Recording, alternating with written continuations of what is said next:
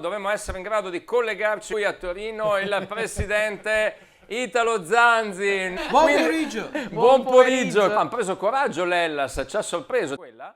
Avete visto? Sì. Bookmakers, certo. scommettitore, pensare, Verona, già Serie B, Juve, come dare bambino che fa No, cacca. ma adesso non è la metafora proprio ideale. E Sì. invece Verona ha tirato fuori i cognomi. No, ecco sì. Edmondson, Montipò, Bowie. Suso, tutti i cognomi migliori. Sì, ha esatto, tirate fuori. Ascoltavo prima Sì. i vostri commenti e la società prendere decisioni più economiche che costavano manco. Insomma, beh. È facile fare il signor coi schede altri. Ah, ok.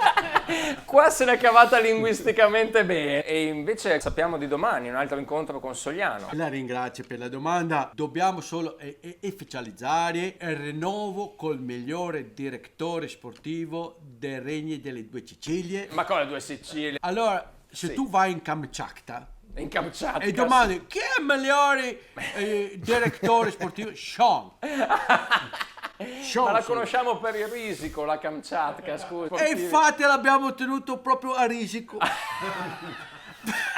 Era un attimo che ci scappava via. Presidente, ho anche un'altra domanda da casa. Paolo ci chiede, dopo la partita di oggi, i cognomi migliori restano fino a fine campionato o si vendono già domani? La ringrazio per la domanda da casa. Ecco. Noi facciamo di tutto per tenere i giocatori. Però, per esempio, il giovane. Lui ha espressamente richiesto di andare a Napoli perché è il sogno più grande fin da quando era piccolino. Ma no. Era imparare a fare pizza. Infatti lui non ha mai giocato. Però tu prova ad andare in una pizzeria e dire ehi giovane, una margherita. Una cosa, perché non mettersela prima la faccia? In tante occasioni. Adesso- Scusa, in Texas noi diciamo spaghetti. Così dite in Texas.